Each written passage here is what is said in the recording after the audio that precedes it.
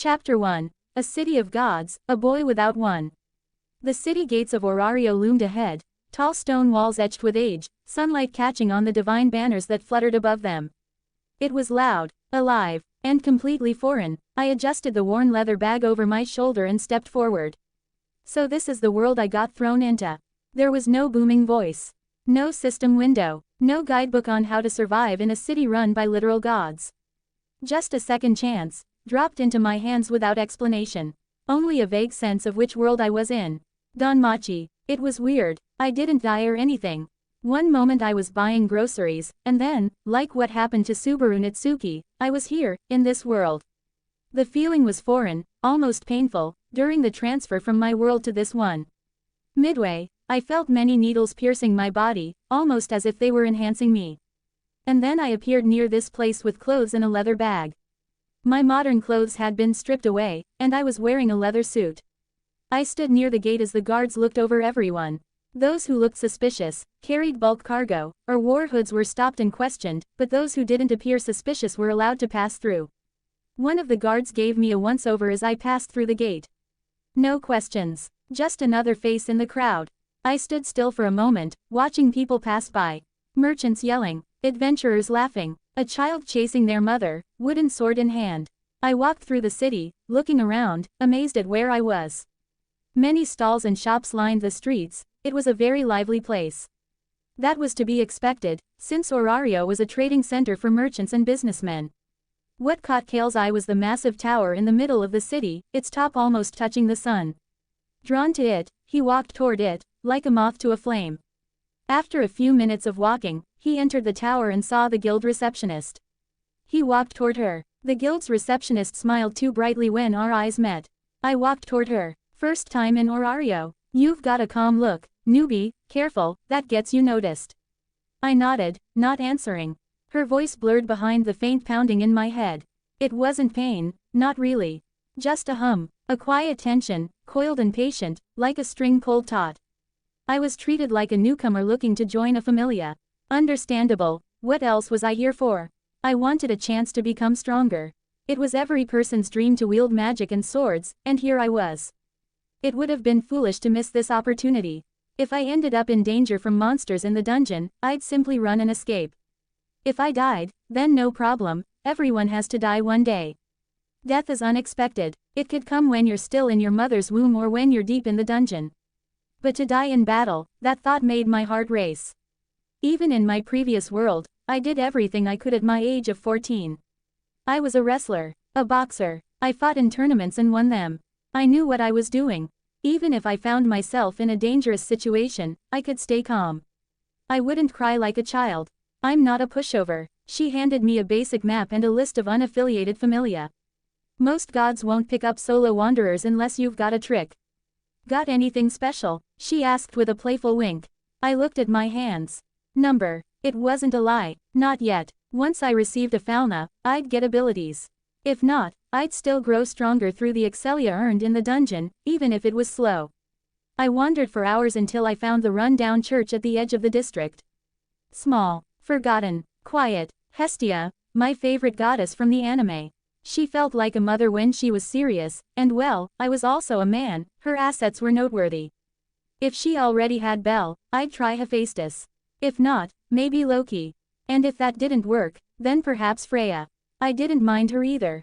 I knocked once. The door creaked open, and a pair of wide blue eyes blinked up at me. A girl no taller than my chest, with twin blue ribbons and an oversized smile. Are you here for a familia? I don't have one, so yes, I replied softly. She tilted her head. Then you were lucky, maybe you were meant to find mine. I followed her inside. It was run down, completely ruined, cracks along the walls, everything broken down. Only a bed, a couch, and a small bathroom. Do you have anyone in your familia? I asked her. She averted her gaze. Well, you're the first person to ask to join my familia, so, haha. She laughed awkwardly and scratched her cheek in embarrassment. Then she looked at me with a serious gaze, surprising me. But if you join my familia, I'll support you wholeheartedly. Does that make you not want join my familia? She asked nervously, head down as if she'd already given up trying. Well, it was to be expected since a familia member needs support, Financially, he needs equipment, potion, everything to survive in a dungeon. It was common for adventurers to join a strong familia to have support. And was common to reject small familia or a familia with no one. I looked at her. So I'm the first person to join her familia. Well, that's what I wanted. So it was in my favor. Yes, Goddess Hestia, I want to join your familia, I said with a smile. When she heard my words, she went from staring at the ground to locking eyes with me, wide-eyed in disbelief. As if she hadn't heard me right. She was in shock. Goddess. Before I could say anything more, she launched at me, suffocating me in her bosom. And that's how Cael Ardent became the first member of the familia of Goddess Hestia. 5 comments 0 vote. Chapter 2. The Falna. Hestia suddenly jumped on me, wrapping my head into her bosom and squishing me into her mounds. I tried to resist, but when I looked up and saw her joyful face, I stopped. She must have been desperate, for her to cry over getting a familia member, I thought, noticing the faint tears gathering at the corners of her eyes. She kept hugging me, refusing to let go. After a minute, it was fine. After 5 minutes, it was uncomfortable. After 30. I was exhausted. Goddess Hestia, I'm tired. Could you please let me go? I asked politely, my voice muffled in her chest. Even I was surprised by how long I held my breath, only able to breathe in tiny cracks of air. She cupped my face with a huge smile. Okay, she beamed, releasing me, and promptly pushing me onto the bed, face down. I feel like I'm about to get violated by a goddess, I thought nervously. Now, let me bless you with my divine power and make you part of my familia. She cheered as she hopped onto my back and pulled off my shirt, exposing my upper body. That scared me for a second. As she sat on me, I could feel the softness of her thighs. It was arousing, admittedly. But I forced myself to stay focused. It wasn't the time for those thoughts. Hestia was bold. Maybe it was her nature, or maybe she was just that excited. I didn't know. Wait, I forgot the needle, hee, she giggled like an airhead, hopping off. She's really excited, I thought, smiling slightly at her energy.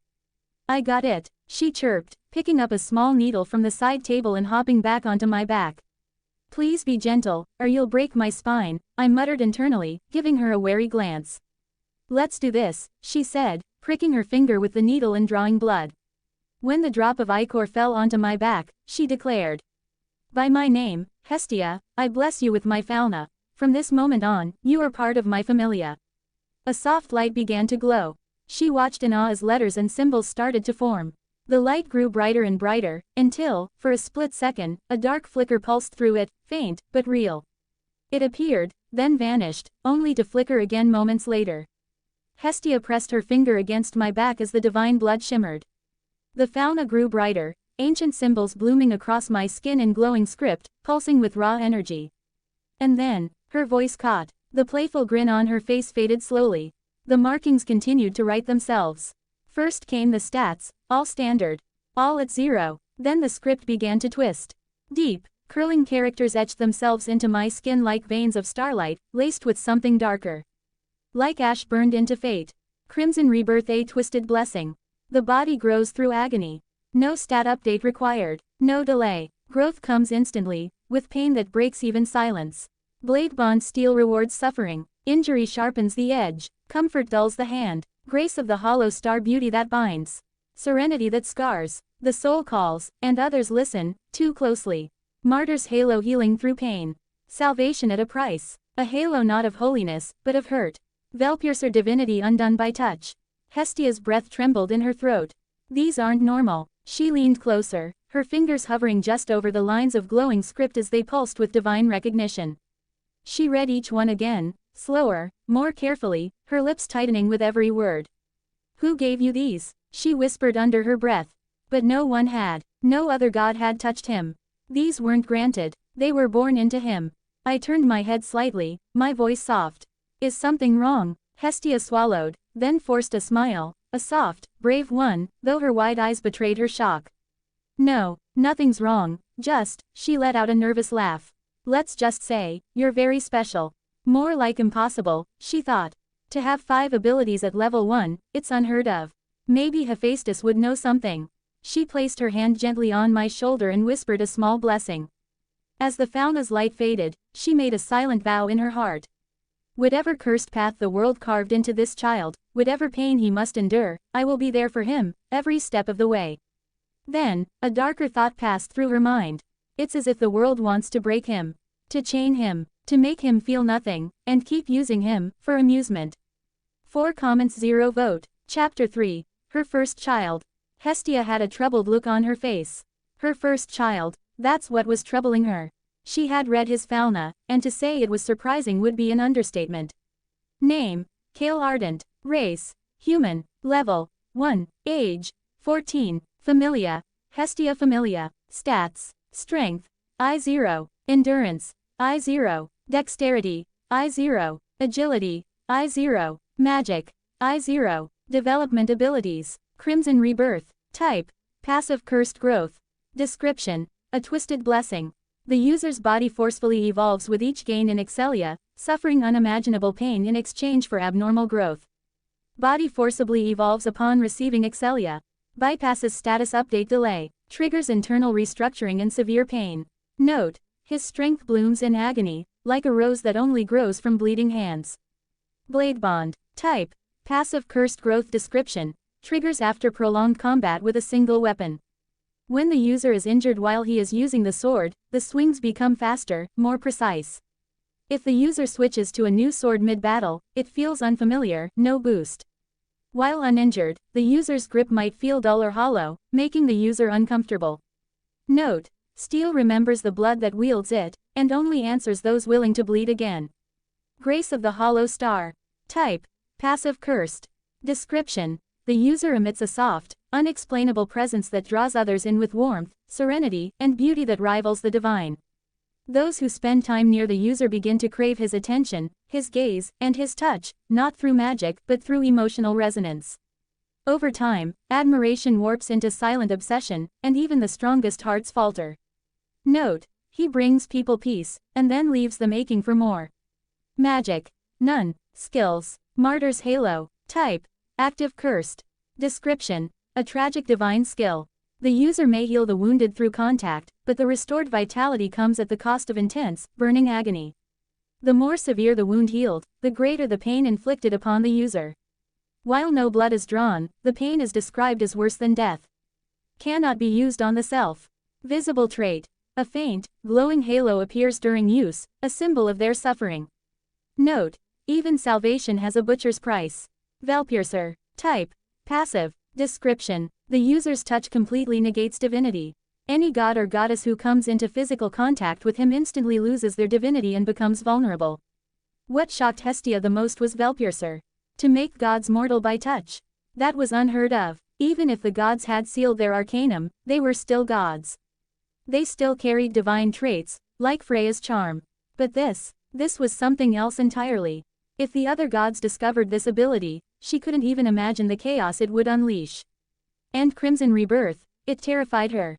It was pure torture. A single gain in excellia would cause him pain. But if he gained large amounts at once, it would break him, shatter him, perhaps even drive him to death. All of his abilities were twisted. Painful, traumatizing. Hestia furrowed her brows, not knowing what to do. She looked at Velpiercer and Grace of the Hollow Star, her expression darkening. These would hurt him, or worse, make others hurt him. Velpiercer alone could cost him everything. She brought out a blank sheet of paper, laid it against Cael's back, and activated her divine magic. A glowing imprint of his status began to copy onto the page. He was hers, her first child, and no one was going to take him away. She altered what would appear, hiding Velpiercer and Grace of the Hollow Star from the page. What was left was already shocking enough. She double-checked the copied status, her eyes serious, then forced a soft smile. Cael, here is your status, she said as gently as she could. I looked back, watching her. Something in her voice felt off, too calm. Her eyes held a hint of conflict, even if she tried to hide it behind that smile.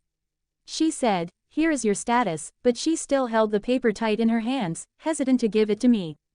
Is something wrong, goddess? I asked, sitting up on the edge of the bed as Hestia shifted off my back. She didn't answer immediately. Her brows were furrowed, her lips pursed. Cael, my child, that caught me off guard. She had called me her child.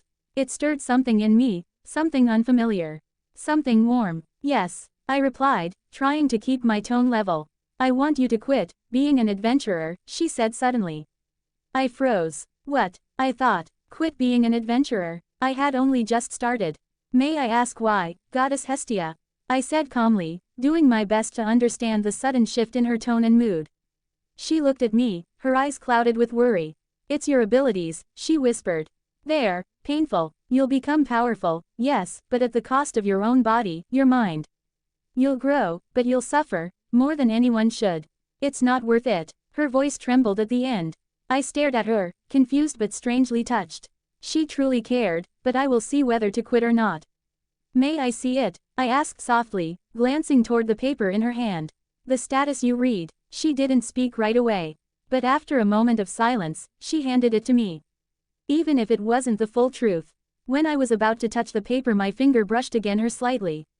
As soon as our finger touched, Hestia froze, her heartbeat accelerated, her body filled with weakness, her body became too sensitive, the flame at her core disappeared entirely. The weakness made her slop forward in weakness, her breathing became heavy, making her fell forward.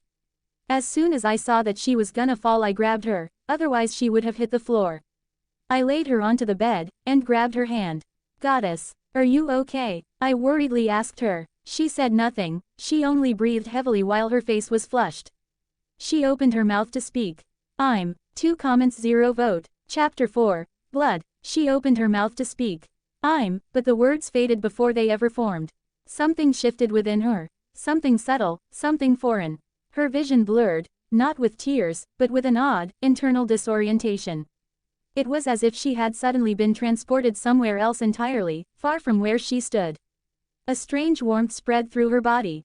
It wasn't divine. It wasn't familiar. It was human. Her breath caught softly in her throat. Her limbs trembled faintly, as if her body were trying to tell her something it had never needed to before. She instinctively hugged herself, a small shiver racing down her spine. Her heart, once so steady, so unaffected, pounded erratically. Confusion clouded her features. Her confident smile vanished, replaced by something uncertain. Something far more delicate. Something fragile. She felt feverish. Are you all right? Cael's voice broke through her spiraling thoughts, laced with concern. His hand squeezed hers protectively. She didn't answer, not yet. Her other hand, the one not held in his, slowly moved downward. She didn't even realize it at first. It was like her body acted on instinct, guiding her fingers toward the strange heat cooling low in her abdomen. Her fingers brushed lightly over the fabric of her dress. A pause. Then, something warm, sticky. She looked at her hand. Red, bright red, blood. Her breath hitched sharply. She stared at her trembling hand as the realization clawed its way up from the depths of her mind. Blood. But I'm a goddess. I can't bleed. I shouldn't be able to. The silence that followed felt suffocating. And then the answer struck her, cold and unrelenting. Velpiercer. His skill. It wasn't just suppressing my divine abilities. It wasn't just weakening me in battle. It was worse. It stripped me of everything that made me divine. It made me mortal. Completely. Entirely. Even in ways I never imagined. Her body was reacting like a human woman's. The thought echoed inside her head, relentless and surreal. She took a long, unsteady breath and looked up at him. His expression was full of worry, genuine and kind, but oblivious to the truth. She was no longer a goddess in that moment. She was just a girl. It's just, she began, her voice barely audible. This has never happened before. I've never felt this way. Not in all the time I've walked this world. She glanced down at her blood-stained fingertips again, then quickly wiped them on her cloak, as if the sight of them alone was too much to bear. Cael stayed silent, eyes searching hers. Then, after a moment, he spoke, awkwardly, almost nervously. I'm sorry, goddess. I didn't know you could bleed. Like a woman. Something about his words made her chest tighten, not in pain, but something more complicated. More human. She let out a soft breath. Her eyes softened. He doesn't even realize it's because of him. Because of his touch. Maybe, he should know about it. Cael, she said gently. Yes, he replied, immediately alert. She hesitated, choosing her words carefully. It's because of you, she said finally. Because of your ability, Velpiercer. Whenever you touch a divine being, you strip away their divinity completely. Not just powers or strength, but everything. Even their essence. You made me fully human, just by holding my hand. He blinked, stunned. Me, I caused this. Hestia nodded slowly, lifting her hand toward the paper in Cael's hand, which was his status, which he still didn't read. It glowed, runes shimmering into view. Text flowed across the page, illuminating the truth she had tried to hide. Cael looked at the glowing page. He realized he didn't even read his status yet. She watched his eyes scan the words, his expression darkening as realization settled in. And then, without warning, he let go of her hand. Instantly, she felt the divine current surge back into her. Her strength returned, her senses sharpened, the warmth, the ache, the blood, it all vanished in the blink of an eye. She was a goddess once more. But the experience still lingered, like a memory imprinted on her skin. A bitter smile curved her lips.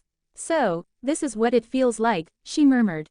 To be human. Cael stood frozen. He didn't speak. He didn't move. And Hestia didn't blame him. He had turned a goddess into a mortal, without meaning to.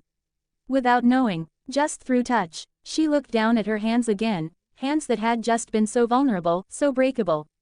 A part of her was still shaken. I never thought I'd bleed like that, she whispered, not to him, not even to herself, but to the void between them. Not from battle, not from injury, but just, naturally. Like any other woman. I'm sorry, Cael said softly, voice full of guilt. Hestia shook her head, her black hair falling gently over her shoulders. Don't be. It's not your fault. You didn't choose this power. You couldn't have known. He looked down, ashamed. But now I do know, he said quietly. She gave him a faint, tired smile. Yes. And knowledge always comes with weight. The silence between them stretched again, but this time it wasn't uncomfortable. It was heavy, yes, but necessary. There was nothing Cael could say. For the first time, a goddess had bled like a human. And I was the reason why. 3 comments 0 vote. Chapter 5. Even if it hurts. I looked at Hestia with a calm expression, but deep inside, my thoughts were running in circles. The status I'd received from her, it wasn't normal. Not even close. My eyes scanned the paper again. Crimson Rebirth. Blade Bond. Martyr's Halo. Veilpiercer. Each one stood out like a brand etched into who I was now. Abilities that sounded intense, painful, and personal. But I didn't flinch. Not outwardly. I think I can handle the pain. I told myself. Crimson Rebirth was the one that stood out the most. Pain with every step forward, not from wounds, but from growth. From progress. It wasn't an injury I could avoid, it was part of how I'd become stronger. Still, if all I had to do was endure it, then I would. The thought made me pause. Pain for power. It reminded me of a certain white-haired anime character, someone who became stronger not by choice, but because the world forced him to. Kaneki. He suffered, he changed, and in the end, he became something incredible. Maybe that was the path laid out for me too. And honestly, I didn't mind. If I needed to hurt to become stronger, then so be it. I stayed quiet, thinking, while Hestia quietly gathered some clean clothes from a small drawer, simple, neat, a few spares she must have gotten from Hephaestus. Without a word, she slipped into the small bathroom behind the curtain. The faint sound of water running told me she was washing up. Left alone in the quiet church, I stood up and stepped outside. A soft breeze greeted me, and I blinked in surprise. The sun had already begun to set. The skies were turning golden purple, and the streets outside had grown calmer. The lively chaos of Orario now simmered down into evening peace. I thought it was still day, I murmured. Time had slipped by without me realizing. I stepped a little farther out, standing beside the old wooden door of the church. The stone walls behind me radiated warmth from the day's sun, comforting in their own way. So much happened today. My voice was soft, not really expecting an answer. Waking up in this world. Arriving in Orario. Meeting Hestia. Joining a familia. Receiving a Falna. It was enough to fill a lifetime, and yet, it was only the beginning. I looked down at my hands, opening and closing my fingers. I didn't feel stronger. Not yet, but I knew something inside had shifted. I took out the folded paper Hestia gave me. My status. The confirmation that this life was real. Healing that causes pain. Growth through agony. A body that evolves whether I want it or not. And yet, I didn't hate it. In a strange way, it suited me. It made sense. A quiet path forward, built on endurance. Not flashy. Not heroic. Just, steady. I was still reading when I heard the soft creak of the church door behind me. Cael. I turned. Hestia stood there in the doorway, her damp hair flowing gently over her shoulders. She wore a clean white shirt and a dark skirt that brushed just past her knees. She looked normal, human. The only sign she was a goddess was in the warmth of her voice. "What are you doing out here?" she asked gently. "Just clearing my head," I replied, my tone calm. "A lot to think about." She stepped out beside me, her blue eyes flicking up toward the sky. For a while, we just stood there in silence. Then she turned to me. "Cael, are you still planning to become an adventurer?"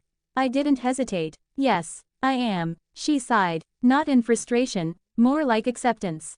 "I figured you'd say that." I glanced at her. "You won't stop me, will you?" She smiled faintly. "No, I don't think I could even if I tried." I nodded once. I made up my mind. Hestia looked at me with a softness that almost felt like guilt. I want you to be safe." I didn't answer. I didn't need to. I understood what she meant. She reached out instinctively, but then stopped herself halfway, her hand hovering awkwardly in the air between us. "Oh, right, your skill," she mumbled, pulling her hand back and scratching her cheek with an awkward smile. "Yeah," I said, looking away. "Still figuring out how that works." She stepped a little closer, lowering her voice. "You're not scared about everything that came with your Falna?" I looked down at my hands again. "Maybe, a little, but I don't think it's a curse." Hestia blinked, surprised. I continued. "It's not something I asked for. But it's something I was given. If it's painful, then it's painful. But that doesn't make it evil. It just makes it hard." Her smile returned, this time more real. "You really are something else." I shrugged. "I'm just being honest." A breeze passed by again, and we both stood quietly, watching the last of the sun vanish beneath the horizon. "I'll support you," she said suddenly. "No matter how strange your abilities are, no matter how hard it gets. I'll be here. That's what familia means, right?" I looked at her. "Thank you." She beamed, and then yawned, a long, sleepy stretch that reminded me how small she really was. "All right, enough heavy talk," she said brightly. "Let's eat something. I think I saw a bakery stall nearby. Maybe we can catch it before they close." I gave a small nod, sliding the folded paper back into my pocket. A new world, a new family, a difficult path ahead, but I wasn't alone, and for now, that was enough. 1 comment 0 vote. Chapter 6, Pain. It was the next day. The city still slept under the embrace of night, its streets cloaked in silence, its people lost in dreams. I opened my eyes to the dark ceiling above me. The room was dim, faint moonlight seeping through the curtains. The air was still, too still. A glance at the clock told me it was 2 a.m., far too early, even for someone like me. Yet sleep refused to return, as if something within me stirred too loudly to ignore. I shifted on the couch, my temporary bed. My back ached slightly from the awkward position, but it wasn't enough to bother me. I turned my head to look toward the bed. There she was, Hestia. Her form lay peacefully beneath the covers, chest rising and falling with a calm rhythm, her long dark hair fanned out like a halo around her. A soft, vulnerable look rested on her face, far removed from the usual goddess-like confidence she wore in the daylight. I sat up, rubbing the fatigue from my eyes, though I wasn't tired, not really. I had managed 4 hours of sleep, yet something gnawed at me, a feeling I couldn't name. Was it excitement, anticipation, or was something simply wrong with me? Without much thought, I threw on my shirt, opened the door gently, and stepped out into the cold night air. The cool breeze touched my skin, sending a faint shiver down my spine. The streets were silent, empty of carriages, adventurers, and drunks alike. The city was asleep. I began walking slowly, letting my thoughts drift as my feet moved on their own. There was something strangely comforting about the stillness, the kind of silence that invited reflection. I could hear my own footsteps echoing faintly, the occasional chirp of insects the only other sound. Then, my eyes shifted. I didn't mean to look. But something pulled me, a strange compulsion. My gaze turned to a dark alley tucked between 2 old stone buildings. Without fully knowing why, I stepped inside. The shadows stretched long here. The moonlight barely reached in. That's when I saw them. Figures curled up on the cold ground, barely more than shadows themselves. Homeless. Forgotten. Some wrapped in torn blankets, others in nothing at all. The stench of old alcohol, urine, and despair clung to the air like a sickness. Their faces were gaunt, eyes sunken, some too weak even to shiver. I passed them quietly, my heart growing heavier with each step.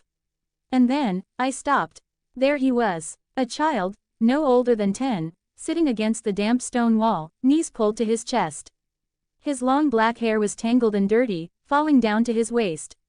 His eyes were closed, face pale from hunger and exhaustion. But it was his body that made my breath catch, bruises all over his arms, a leg swollen and discolored from infection.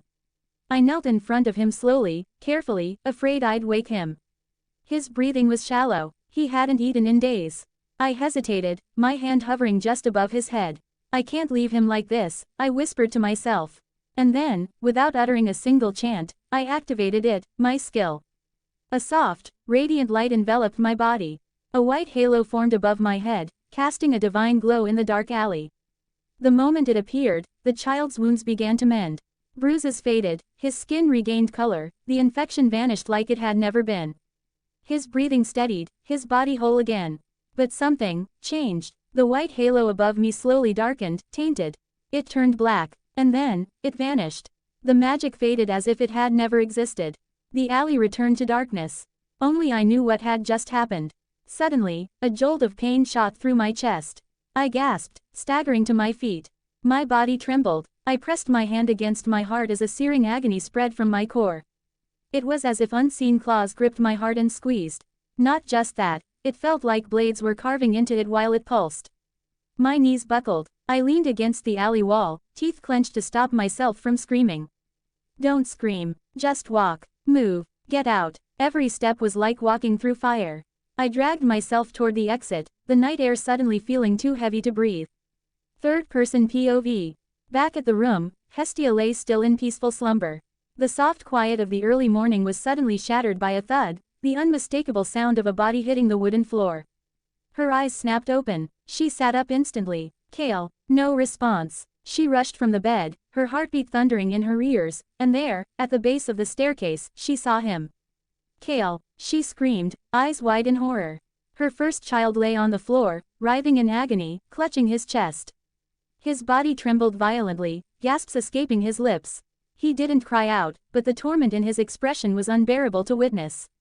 She rushed to his side and dropped to her knees, hands cradling his face. Cael, what happened? Tears gathered in her eyes. Please, speak to me. Cael's lips moved, trembling. It's my skill, Goddess Hestia, I used it. His voice was so weak, so broken.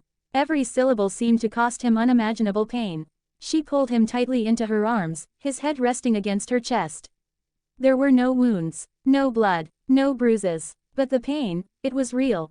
It was eating him alive from the inside. Poison, curse, she didn't know, but he looked like he was dying. Please don't die, she whispered, tears now falling freely.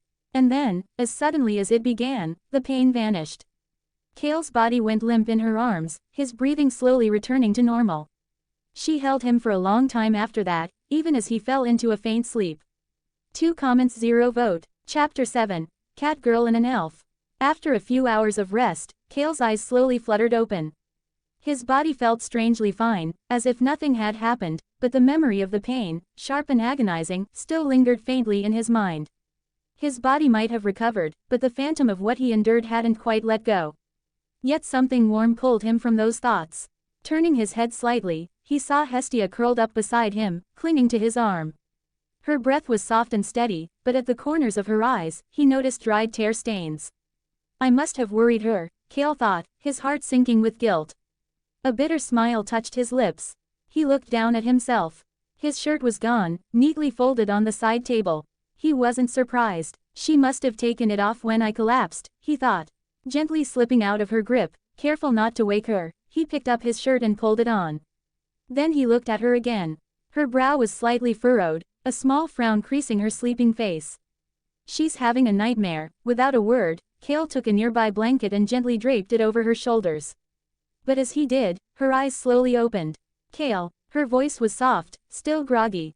Hello, goddess, Cael said kindly. You're awake. She blinked and rubbed her eyes. Are you going somewhere? There was worry in her tone, understandable, considering how he returned in pain before without saying a word. Yes, he replied. I was thinking of going to the guild. I want to register, and maybe take a look at the dungeon. Hestia stared at him for a long moment. Then, with a small sigh, she offered a faint smile. Just be careful, okay? Cael nodded. I will. As he turned to leave, her voice stopped him again. Wait, take this with you. He turned back to see Hestia holding out a small cloth pouch, tied at the top. It's not much, but enough for a weapon. I don't want you going in unarmed, she said, a sheepish grin on her face. She looked almost embarrassed. Cael hesitated. He knew this money was all she had. It was the last of what Hephaestus had given her after granting her the small church and telling her to find a Familia member. Even now, Hestia's pride remained intact, but her generosity was overflowing. Hephaestus really is kind, he said quietly, taking the pouch with a deep bow of his head. Thank you, Goddess Hestia. His genuine smile made Hestia freeze. Her cheeks flushed bright red, and her ears turned hot.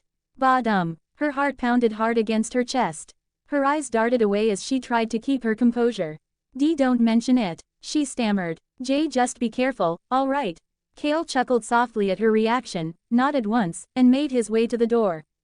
Behind him, Hestia buried her face into a pillow and groaned. Why is my heart beating so fast? The morning sun had only just begun rising over Orario, casting long golden rays down its bustling streets. As Cael walked, he found himself fascinated by the sheer diversity of people. Catgirls, elves, animal-like humanoids, it was a parade of races and colors.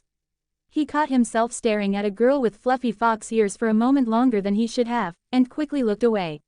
He really wanted to touch their ears. But he refrained. He was not some random creep. At least, he hoped he didn't look like one. As he approached the Tower of Babel, he caught sight of a duo standing by the corner near a bar, a catgirl with chestnut brown hair and tail, chatting animatedly with an elf with green hair reaching her shoulders. Anya Frommel and Ryu Lion. Cael recognized them immediately. Mid-sentence, Anya suddenly looked his way. Their eyes met, and her face lit up with mischievous interest. Oi, Naya, that's a new face, she called, prancing over with energetic steps. You lost, pretty boy. Cael laughed lightly. No, just passing through. Ryu had turned as well, her calm blue eyes observing him silently, like she was trying to read past his words. Anya's eyes scanned him quickly from head to toe, her tail swaying behind her. You sure you're just passing by? You've got that main character vibe, Naya. Like someone about to get into big trouble. Cael returned her playful tone with a gentle smile. Maybe, but not today. I'm just heading to the guild. Anya puffed her cheeks dramatically. Boring. Cael glanced at Ryu, offering a small respectful nod. Hi. Ryu nodded back. Hello. Before Cael could continue on, Anya leaned forward, grinning like a cat about to pounce. Hey, you got a girlfriend, mister. Cael blinked, amused by her forwardness. Not right now, he replied smoothly. Anya gave a dramatic gasp, then smiled slyly. Oh ho, single and mysterious. That's dangerous, Naya. I'll take that as a compliment, Cael said with a chuckle. He gave them both a parting nod. It was nice meeting you. Take care of yourselves. As he walked away, he could still feel their eyes on his back, one curious and fluttering, the other thoughtful and silent. Behind him, Anya tilted her head. Naya, who was that guy? He's kinda cute. Ryu, ever the composed one, watched Cael's retreating figure for a moment longer before turning away. I don't know, but he's different. Anya leaned on Ryu's shoulder with a teasing grin. Ooh, Ryu noticed someone. That's rare. Ryu gave her a sidelong glance. You're the one who asked if he had a girlfriend. Yeah, but you stared at him like he was a riddle you wanted to solve. I did no such thing, Ryu said calmly. You totally did, Naya. Ryu gave a quiet sigh and began walking. Come on, we're going to be scolded by Mamma Mia if we talked without doing the chores. Anya skipped after her, still giggling. Naya, admit it, he was your type, wasn't he? Ryu didn't answer, but there was the faintest trace of a blush on her cheek. He was okay, Ryu whispered to herself, so quite even Anya didn't hear it. 6 comments 0 vote. Chapter 8. Dungeon. Apologies for not uploading tomorrow. I was kinda busy with life, I guess. Don't worry, no droppin'. Also tell me a few cool abilities and so, or just asking you wanna make it a multiverse story or what. Also by the way, I saw the series to season 5 and also the movie, so I don't know much about it, but if you do then tell me.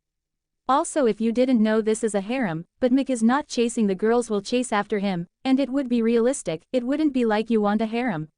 Sure, no problem, just make me the number one. No, there would be jealousy, hatred, even between Belle and Ice, Lily would cry or so, they would be hurting and everything dramatic to the finest. Also I wanna give me MC skills, nothing overpowered, nothing too powerful. Female Bell image here. Also image of MC here, blue eyes and black hair. Remember he was not reincarnated, he was transferred, so he has his original body.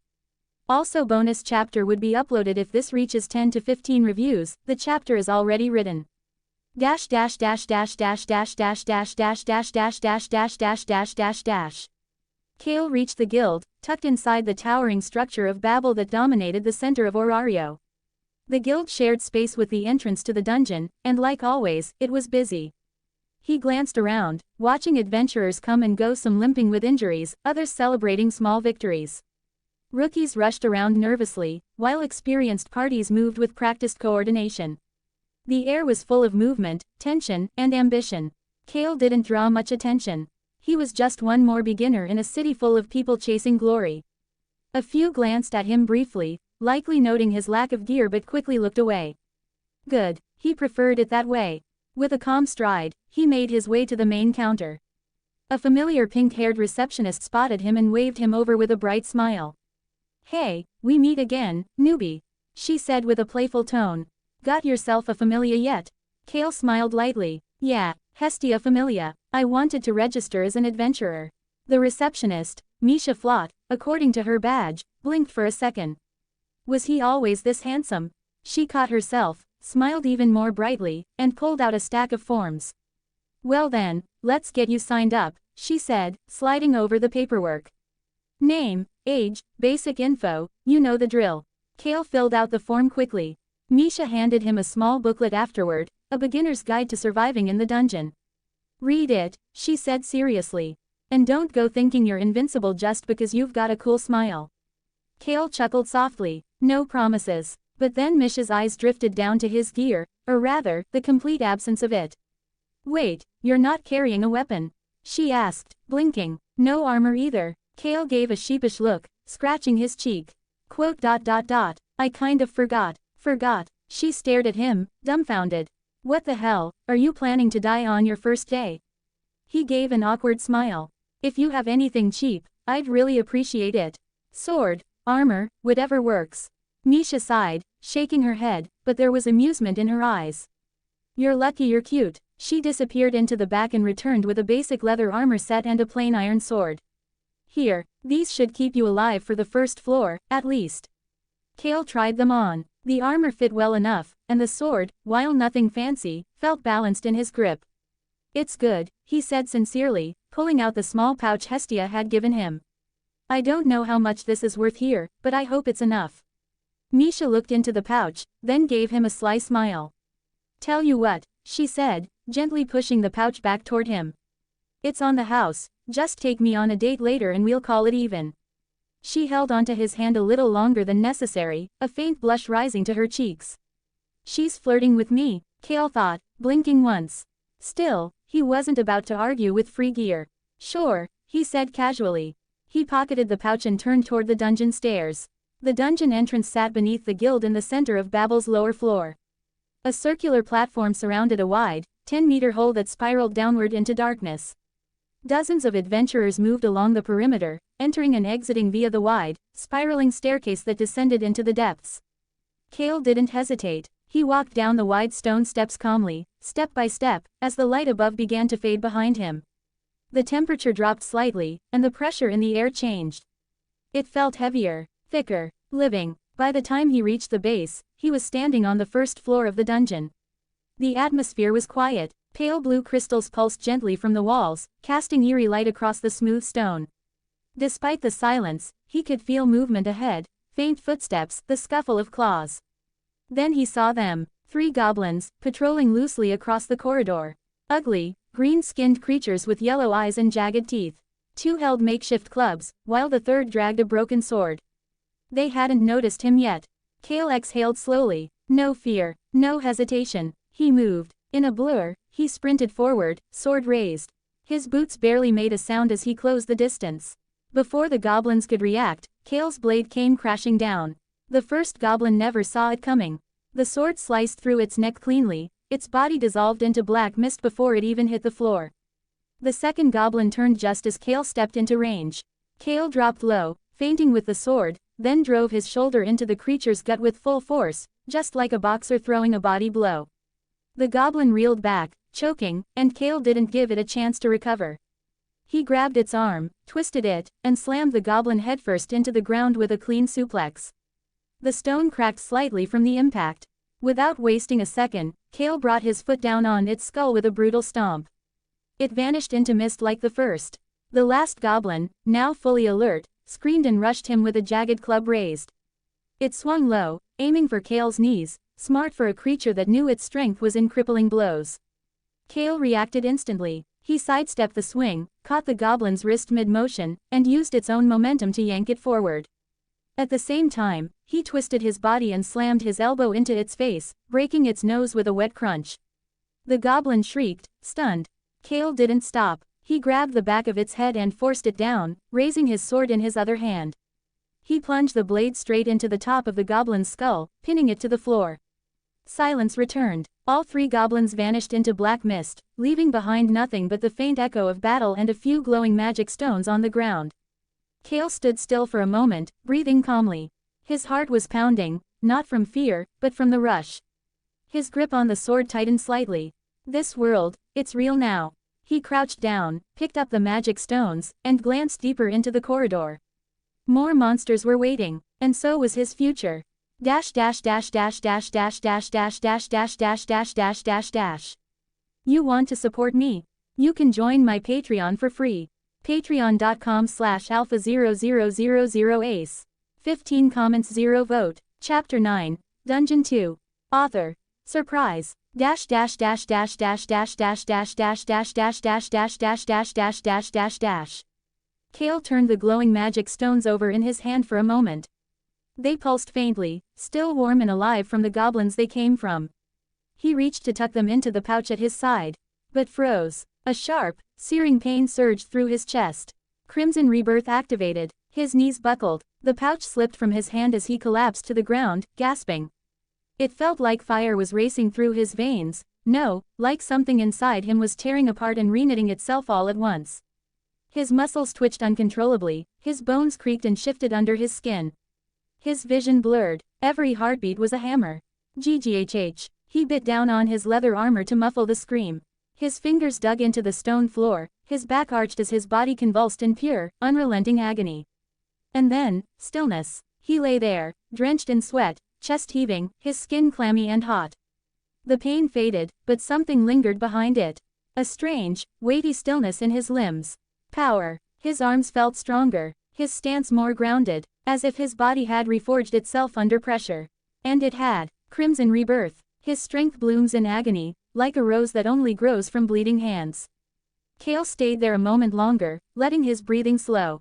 Then, wincing slightly, he pushed himself to his feet and retrieved the scattered magic stones. Not bad for a first run, he muttered with a dry, bitter smile. The sound of footsteps echoed faintly from behind. He turned his head just slightly, eyes narrowing. From one of the side tunnels, a group of 3 adventurers stepped into view. 2 were armed with short swords and light armor, while the third carried a spear and a small bag that clinked softly with every step. They were around his age, maybe a little older.